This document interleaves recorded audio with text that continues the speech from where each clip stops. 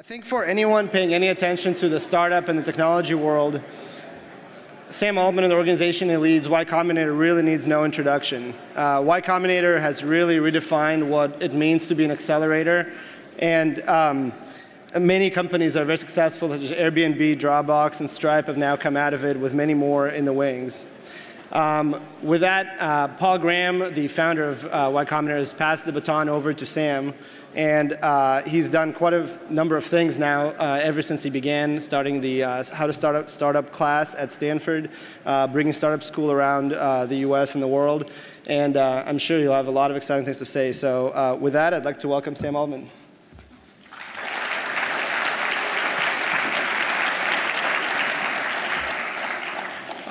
Thank you very much for having me, and thanks to you all for coming to listen. So I'm going to try and talk about two topics, and then I'm going to try and leave a lot of time for Q&A, and hopefully that'll be more interesting anyway. The two topics I want to talk about, the first one is what goes wrong when MBAs start startups, and how I think you can prevent some of those mistakes. And the second is just about how Y Combinator works and what we've learned about startups more generally. So MBAs starting startups. I am not the first to make the observation that MBAs as a class don't do as well as non-MBAs starting startups. But what we're interested in is how we can make more people start startups and do better. And so, we've looked at our data, and our data is certainly that the MBAs we have funded have done worse than the non-MBAs, even adjusted for numbers. But it's really interesting because these are sort of smart people, and we think they can do a lot better. So what goes wrong? One big thing that goes wrong is that more often than not, at least in what we've seen recently, MBAs are starting startups not because they're passionate about a particular idea, but because starting startups are now the cool thing to do. So maybe in 2006, 2007, everyone wanted to go into banking. Then there was a consulting rush. There have been other things. But now, starting a startup is for sure the cool thing. And anyone who starts a startup because they feel like it's the right career path has an incredibly high chance of failure. The successful startups are so hard and take so long that they only come from people that are really passionate about a particular idea. One thing that we joke about, the YC partners joke about, is the famous line when an MBA applies to Y Combinator. We always ask, are you going to work on this full time? Do you have any other commitments? And the default MBA line is, I will work on this full time if Y Combinator funds me. Which is not what we're looking for on the answer to that question, by the way. And that's also a terrible reason to start a startup. Going to HBS because it's a great item on your resume is a good decision. That will actually help you. But brand stops becoming a good deal when after you finish school. When you're going to school, including business school for sure, you are a net consumer of wealth, basically. And when you're doing that, brand is a really good deal. But when you transition at the end of school to being a net producer of wealth, brand is completely worthless. And it feels the same. It feels like I'm going to do HBS and I'm going to do YC, and these are these similar things. But that's a complete illusion, and it's entirely different. And most people only need a few months, slogging it out in a startup to realize how different this is. So I think the number one mistake business school students make is they start a startup because they feel like it's the next resume item. And that doesn't last long. Those people usually stop their startup in their first year. The second mistake people make is it's really hard to figure out a great idea for a startup. An idea that is both you are really passionate about and is like a truly great startup idea. And business school is, in a sense, bad training for this. You get sort of divorced from thinking about problems that lots of people face because the problems you yourself face tend to be fairly limited. The other thing is because you're studying cases and you're thinking about other companies, you end up thinking about what did this company do that I can do a little better of, or what are other people doing, where are the markets going, and the ideas sound very credible. They sound really polished and really well thought through. But those are not actually good startup ideas. Good startup ideas sound terrible Good startup ideas are things no one else is working on. And you have to untrain yourself. The things that you learn in an MBA program are incredibly valuable for most kinds of work, but particularly badly suited towards choosing an idea for a startup. So you have to untrain yourself to do that. You know, another one of the jokes is that so we got 5,000 applications for the last YC batch. Means we're at a rate of 10,000 companies per year applying to YC. It's about 10 times what any other venture firm we know of looks at. We get hundreds of people applying with a version of, I'm going to build an app to help me manage my travel and hotel loyalty points. And there are always like consultants that apply with this idea. And it's true, that is a problem that all consultants have. But the problem is that all consultants want to start that company. So there are hundreds of companies do that, and there isn't a big enough market to support that. So you have to learn how to think about new ideas. And this is something that you will have to untrain yourself from business school to do. You also often need to go really understand the field in depth. Business itself, although like an understanding of and studying business is really helpful for running a company, it is not helpful at all for starting a company. When you're starting a company, the only thing that matters is that you build a product that a small number of users really deeply love, and that you build a product that makes these people's lives way better. That is the great and terrible secret to the beginning of companies, is that's the only thing you need to do. There's nothing you learn in school of any sort, I believe, that helps you with that, other than maybe like how to program or how to do biotech or something like that. But this is what you have to do. And I think this is what business school students get wrong all the time. Business school students are right that once the company is 100 people or whatever, everything they've learned will be really helpful and they'll be a better manager. That's definitely true. But most companies don't even ever get to that point. And so I think another really good thing to do is to go learn an industry in depth. Go work at a company.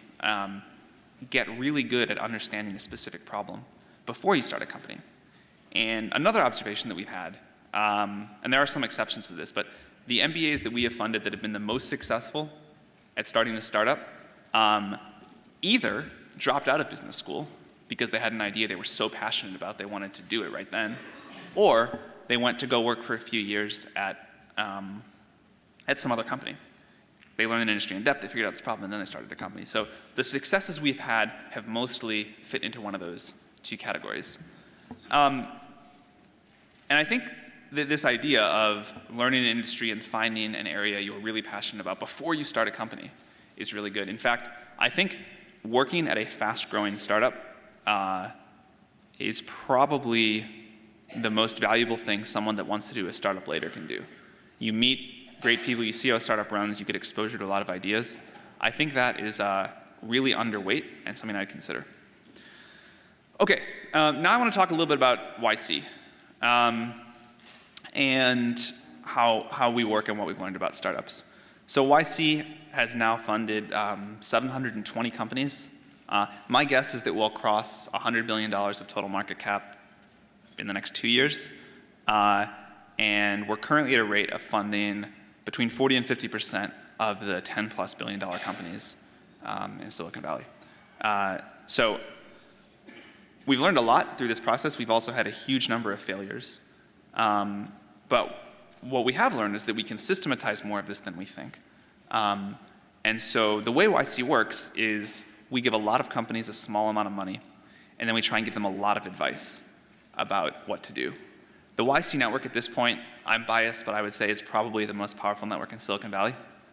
One of the cool things is of the thousands of people that are YC alumni, there's a very tight bond and a real belief in helping other startups. And so whether that's being each other's customers or advisors or investors or helping people recruit, people will really help other YC companies. And I think this has become a huge advantage. One of the things that founders now tell us is the thing that surprises them most about YC is how much of a meta company we are. And that although there are these 700 sort of independent units, they work with each other so tightly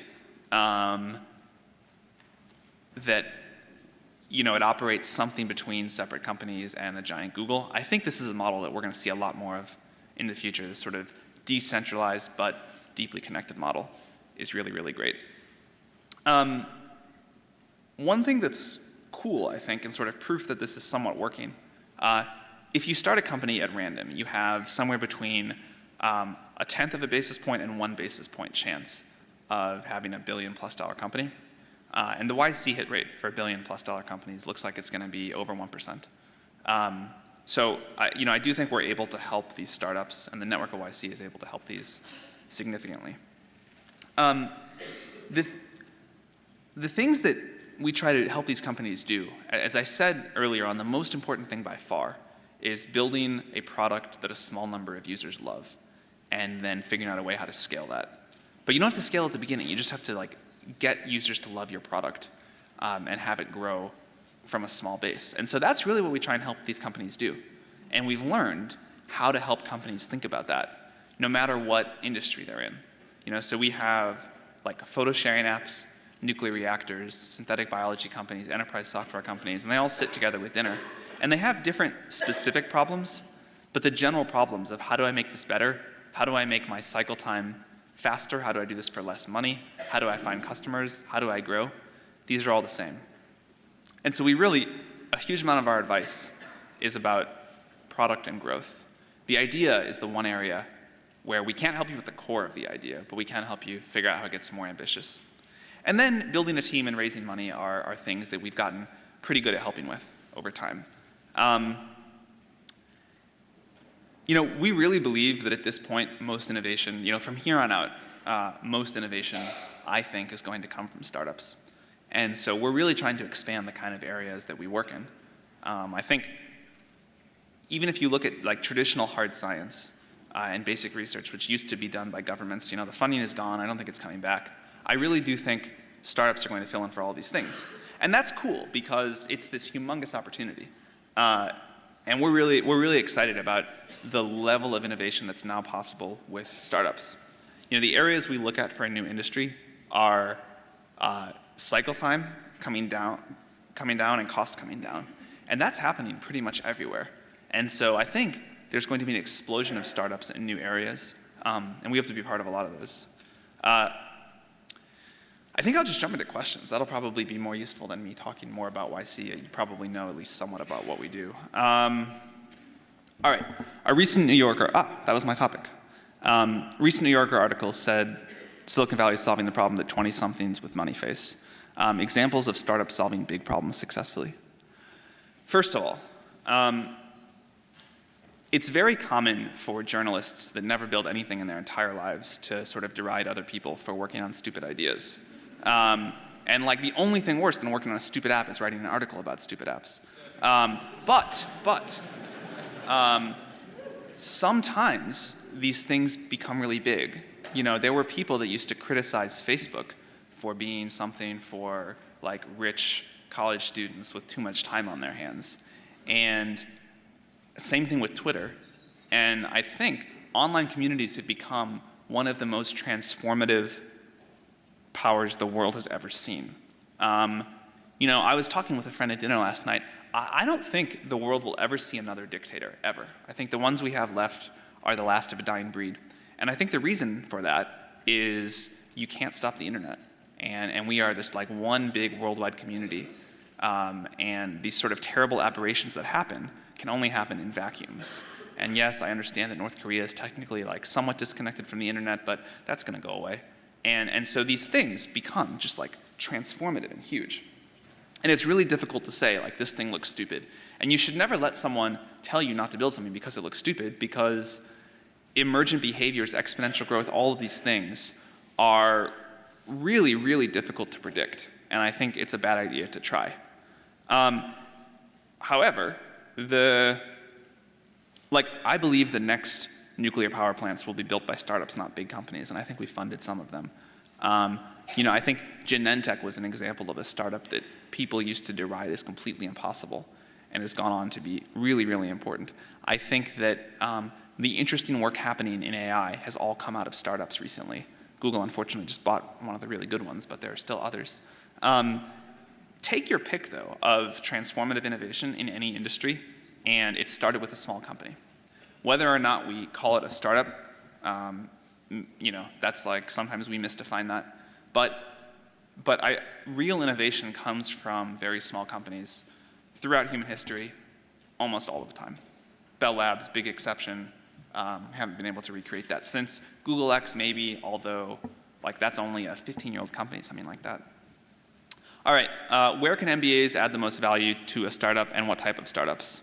I think the place where MBAs can add the most value is in a start, and where it makes the most sense for you as an MBA to join, is the stage where a startup is hitting the upward sloping part of a hypergrowth curve.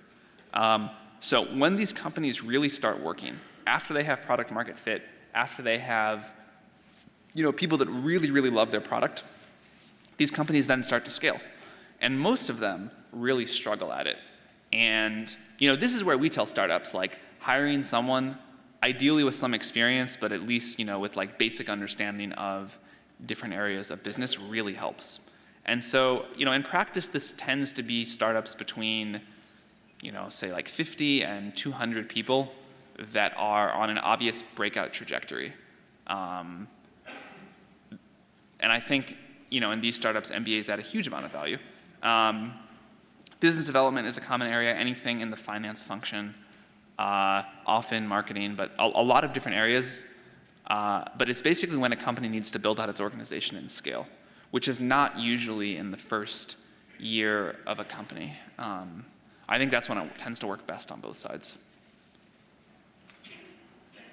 Do I think we're approaching a startup bubble? This is I hate this question, honestly. Yeah, maybe, but people have been saying that for 4 or 5 years. So do I think at some point the amount of money in tech will slow down, valuations will come down a bit? I hope so, because I think it is at a level now that is unhealthy for the startups. But I worry it will keep going for a long time like this. Without some macro shock, I think things will just keep going. I think in a world of 0% interest rates and a lack of growth in most other parts of the economy, tech is the one thing that's really working. And there are so many new sources of capital. VCs are all panicked, right? Because they used to have a lock on this market, and now they're losing their differentiation. Money is flowing in from all sorts of sources, and they're trying as hard as they can to stop it. But that's not how markets work. And so I think as long as tech keeps working, the thing that's really different than the 2000 bubble is that these companies have real revenue and real earnings, and a lot of it in many cases. I think as long as that keeps working, things will keep going. Also, there's been a lot of talk about high burn rates. And companies with high burn rates are the ones that can die if the funding environment changes. But most companies actually don't have high burn rates. Most companies that we're involved with are profitable or close to it. And even if they lost a lot of customers in an economic downturn, their cost structure is such that they could return to profitability pretty quickly. So, maybe it's a bubble. These macro things are famously hard to time. My sense is that at least for a while, things are just going to keep going up and to the right.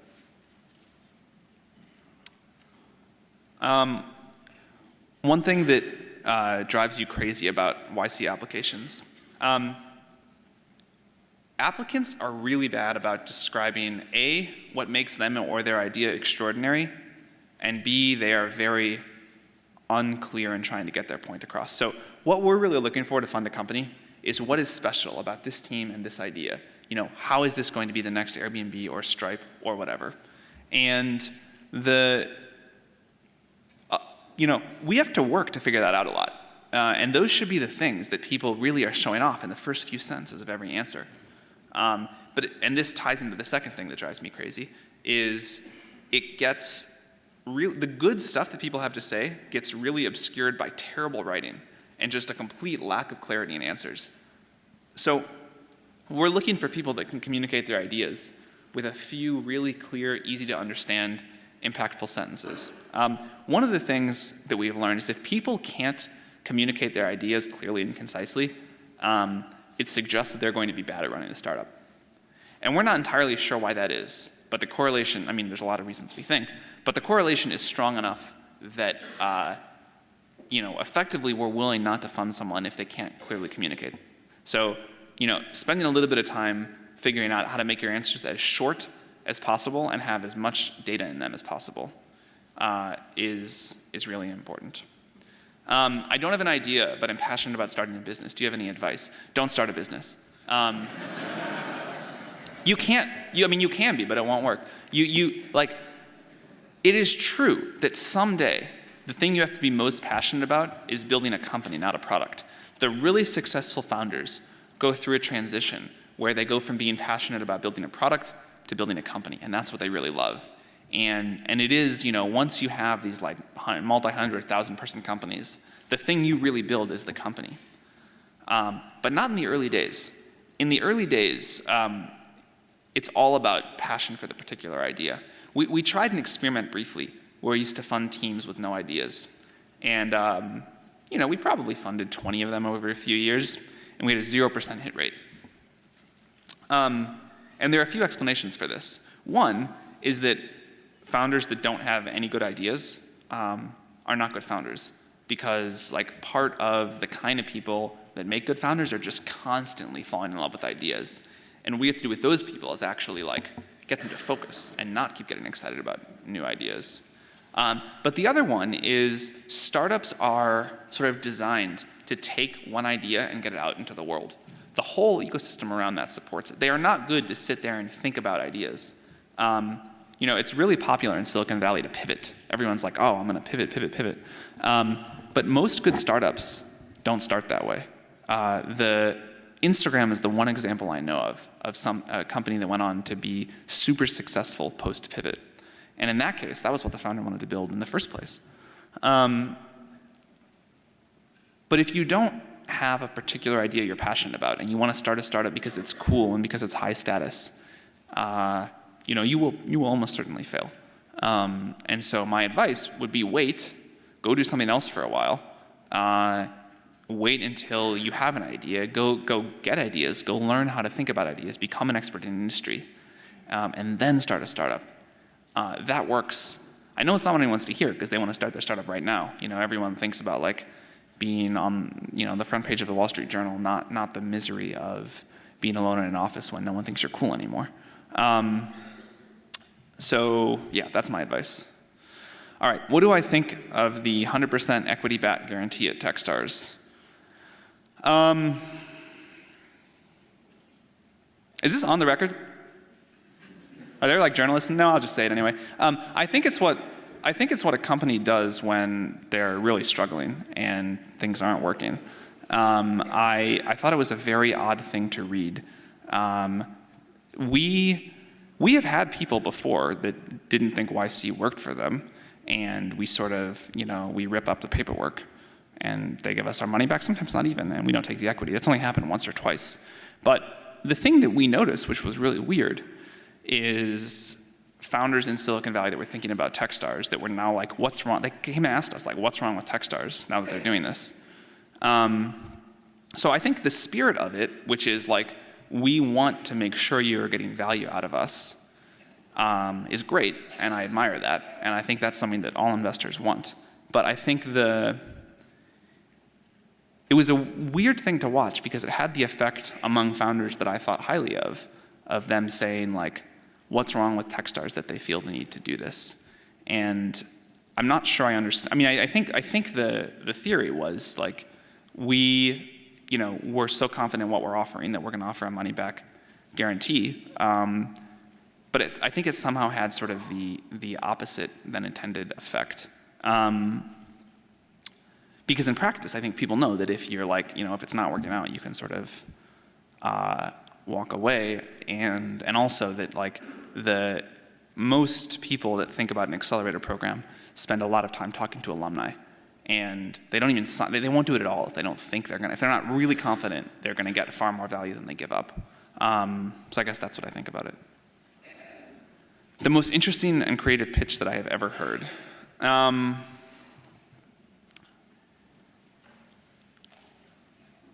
I remember still the first time I met the Airbnb founders. I didn't actually think it was necessarily going to work, but I remember thinking about like, what a crazy idea.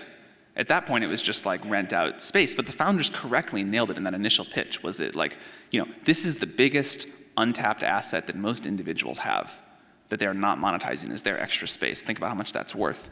And they had one of these things that like, this is a market measured in the trillions of dollars. But I remember sitting there thinking like, that actually is a multi-trillion-dollar market. Unfortunately, no one is ever going to do this. But man, isn't this a creative idea? And those were founders that were so passionate about this idea, and they believed so strongly in what they were doing that they got it to work, and it was only a few small evolutions past that where things really started to work. Basically, as soon as they transitioned from their initial idea, which was rent out your couch or your airbed, to rent out your whole apartment, it became something that most people in the world were willing to do. And that was, also this sort of, I mentioned earlier, try to think about ideas no one has thought about before. This sort of felt like that. Like, yeah, there had been couch surfing, but never in like a serious for-profit sort of way. So it was a unique idea. It was not something everybody else was trying to start. Why is business school bashing in vogue?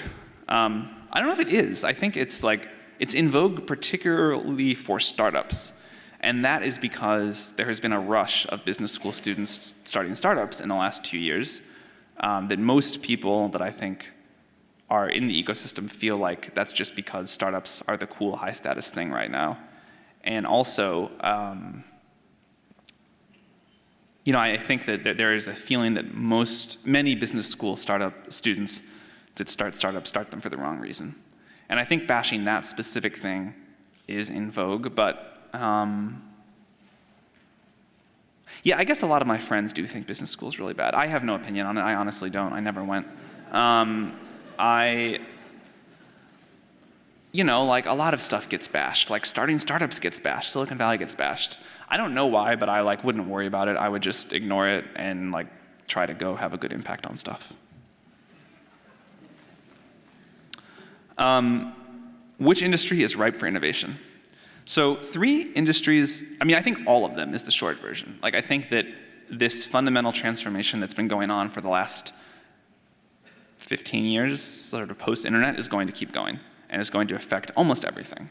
And it is actually hard, I think at this point, to come up with an industry that is not ripe for innovation because there's massive transformation happening everywhere. 5 that I am particularly excited about. Energy is one. I'd sort of lump in food and water into this because I think the 3 are so interrelated. But I think if you look at sort of the biggest problem facing the world right now, it's probably going to be resource availability. And, all VCs have basically stopped investing in clean tech or energy at all. And when I hear that, that's when I get really excited and want to start a company or start funding companies. So I think energy generation, transmission, and storage, also food and water, probably very good areas. Biotech, we've started being really active in biotech because the cost and cycle time have come down so much that people can now work like a startup, on startup funding and startup timelines. And we funded maybe 15 biotech companies now. We're going to do a lot more. That seems to be working. Healthcare, obviously, gigantic market, has not been innovated much at all.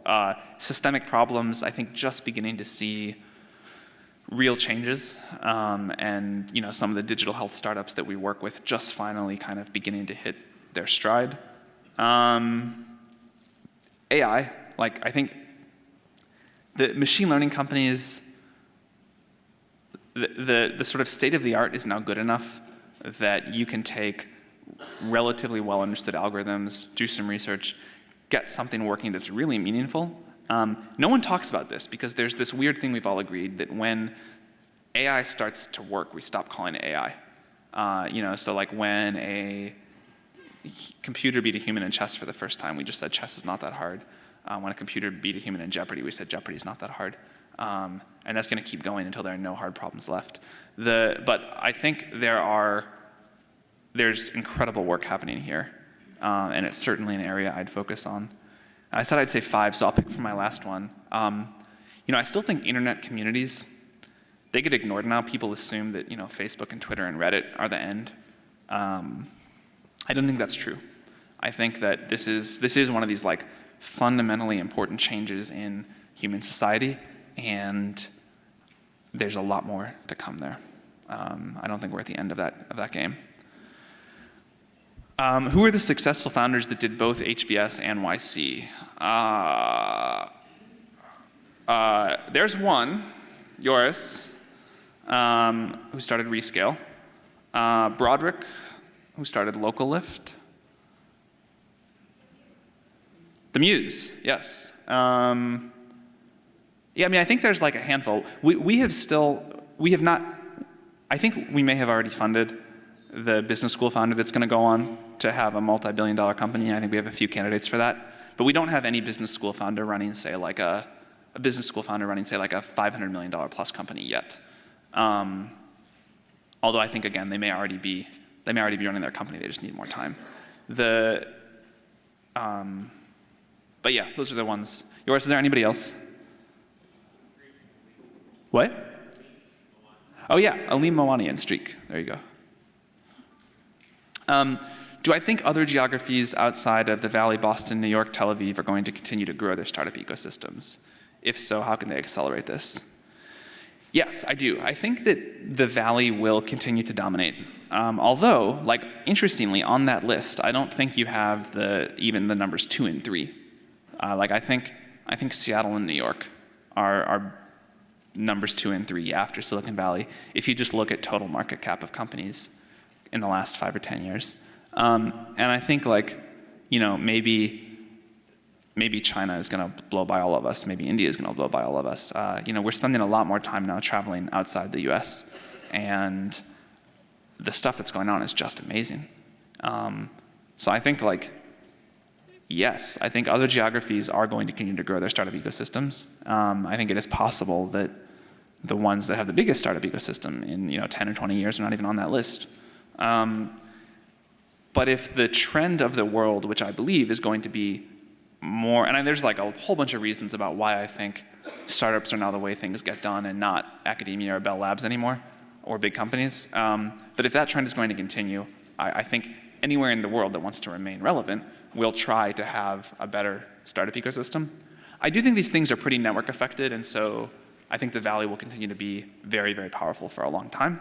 I think Boston, New York, Tel Aviv will also continue to be very powerful for a long time. What do I think is the biggest innovation of today? Is it Bitcoin? Wow. No, it's not Bitcoin. Bitcoin is really interesting. I have been fascinated with Bitcoin for many, many years. I have never been able to sell one because I keep believing it's going to work, and I keep getting disappointed, but someday. But I think the entire market cap of Bitcoin is $4 or $5 billion or something, right? It's and how many people in this room have ever used Bitcoin for anything other than speculation? Other than speculation? 3, right? Okay. But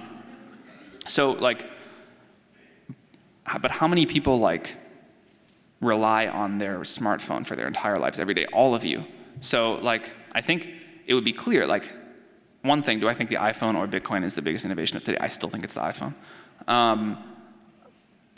But I think there's a lot of other things that are still far in front of Bitcoin, although I hope someday it gets big. I think that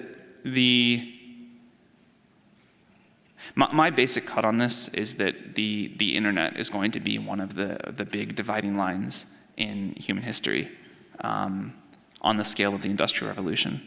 I think that, or even the switch away from hunter-gatherers to agriculture. I think it's that big.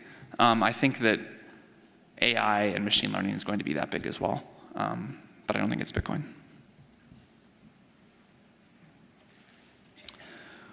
What advice do I have for finding your passion? We are often channeled to certain career paths as MBAs. I don't really know what career paths you do get channeled to. My sense is that many people come from consulting or banking, but I don't know where most people go afterwards anymore. I think it seems to get it seems to be like there's like a fairly broad distribution. Well, I think the thing to avoid is groupthink, right? Like, people that end up in an MBA program usually come from a very tracked life. They went to a particular kind of high school, a particular kind of college. They worked at a particular kind of job, ideally at one of the top 5 firms in that industry. And so I think what you should try to do is realize that like the point of your life where that makes sense is over. You should ignore what your peers are doing or what your peers or parents think is cool. You should stop thinking of your life as like stops on a subway at this point. And you should like go take time to really understand what different jobs are like and what different industries are like. So the way I've seen people do this the best, honestly, is take some time off. Not jump into a job or an internship right away. Like, there's also this fear of like, I can't take 3 or 6 months off. But really trying to like take time off, go hang around companies in different industries, go hang around people doing different sorts of jobs. Like just sort of offer to come like help different startups or big companies in particular areas. I think that's what you really need. I think you just need to actually see what day-to-day life is like in these different kinds of industries and different kinds of jobs. And I think when most people do that, they often get surprised, but they at least figure out what they like doing. What is the biggest predictor of failure in YC companies? Is there value in performing more due diligence on founding teams? So the biggest reason companies fail is that they never make a product users like. No one ever says that's the reason, because that's admitting that you kind of weren't that good. So people always come up with some different explanation, which is like, we ran out of money because the funding environment was wrong, or a competitor crushed us, or the most honest thing people say to this is like, we never found product market fit. And the trick is that if you don't get on a path early of orienting the entire company to be about this, you'll never succeed. And so the biggest predictor of failure is companies that don't get focused on this and don't dedicate the entire company to it in the early days. A more actionable piece of failure, and a deeply related one, is founding team dysfunction. And you would say we could do more diligence on this. About 20% of the teams we fund fall apart or have someone leave in the first year. But we are a light diligence firm because we're only putting $120,000 to work per company. So our model is to be very light on diligence. And because these startups are so tenuous, that we could do really good diligence, say this team is likely to fall apart, and then miss really good companies. Like, anyone that did real diligence on like Airbnb would have said that team's going to fall apart, and then they did, but they got back together. But it's a good thing we funded them anyway. So it is by design that our diligence is not too harsh at the stage that we're looking at. Should you start a startup while doing an MBA program? Well, definitely not while you're still in school. Like, startups are so all-consuming in a way that is so difficult to explain that it is impossible, I think, to do a startup and school at the same time. You end up really neglecting one. You cannot do a good job at both. But yeah, I think waiting a few years, not so much to get real-world business experience, but to deeply understand an industry and have better ideas and a better understanding of how an industry or an area works is really good. However, if you have an idea that you are actually really passionate about and you actually believe is going to change the world, none of you should be in this classroom or at this school. You should just go off and do that right now.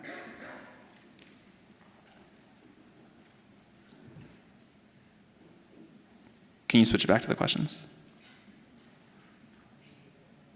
Anyone want to ask me a question? Here we go. All right, I sort of addressed this one already, but there's historical evidence that a plurality of HBS or any business school graduates, flocking to a particular area means it's bad. Does that mean we're like near the top of tech? It may mean we're nearing a local. Here's actually a question. How many of you are planning to like go do a startup? All right, I don't think we're anywhere near the end of startups yet. That's reassuring. No, I don't think it's doomed. Why don't we usually fund education technology startups? We do. I mean, we fund a lot. in fact, I was just talking to one of our education startups that is raising, a lot of money at a mid-$100 million valuation and has just incredible traction. I think we're funding maybe like 10 a year now. So it's been like a tough market historically, but I think it's getting better for a lot of these similar reasons, and we'll continue to fund more, but we've already funded a fair number. How are we doing on time? Like 5 more minutes? Let me just pick some good ones here.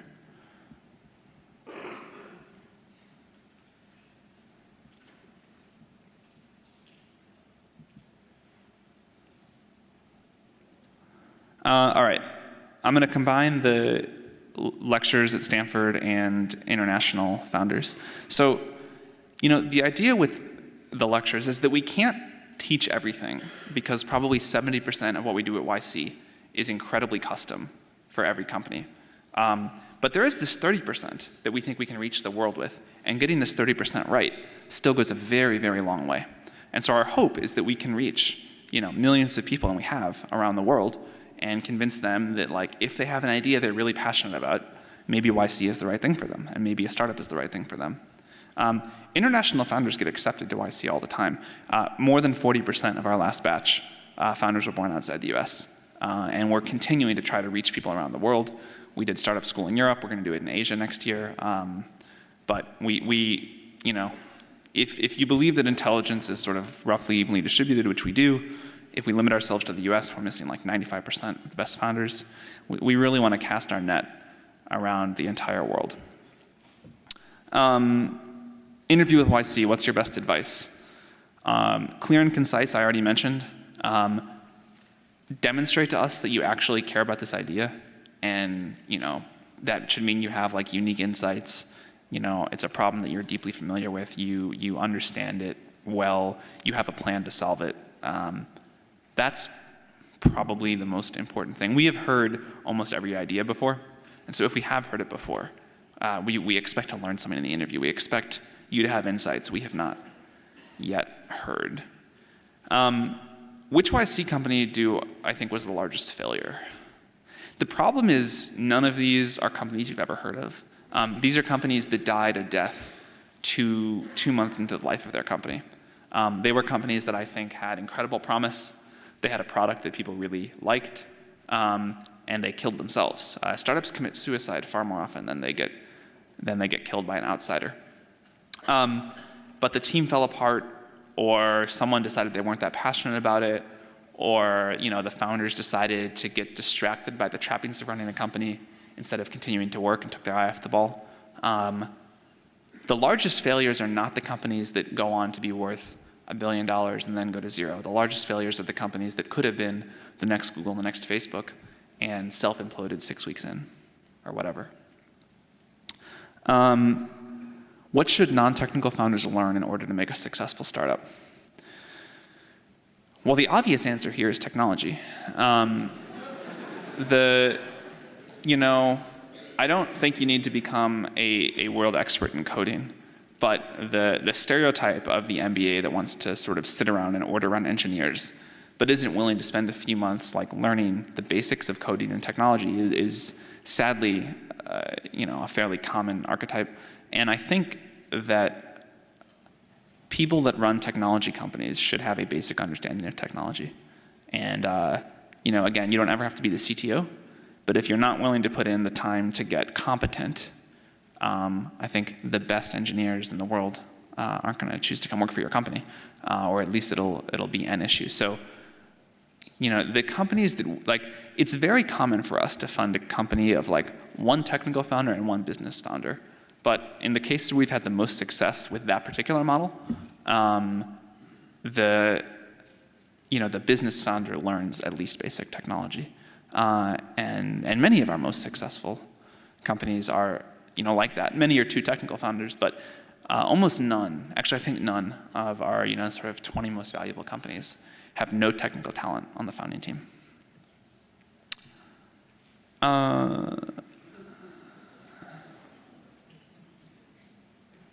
What else should I cover here? All right, at this point, is the success of YC graduates driven by the value of YC? but value out of YC or the reputation that has developed and the strong filter to get in. I worry about that all the time, because if it's the latter, then I'm sort of like wasting my time.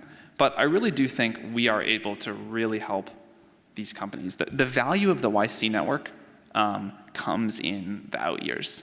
Like before the YC network will really give a lot of value to your company, already has to be on a pretty good trajectory. And it may be that there's just a strong filter to get in, but we choose companies all of the time that are not the obvious winners. So it's not just that like, YC is this like stamp on your resume, everyone wants it. Like, I think we've gotten fairly good at choosing these things. Nice job trying to break it with JavaScript, that didn't work.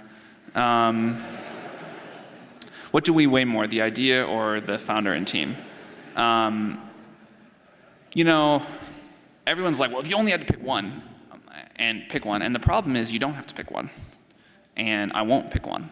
I have lost money by only picking one too many times. You really do need both, and we have 10,000 companies here to choose from, so we can choose both, and we do.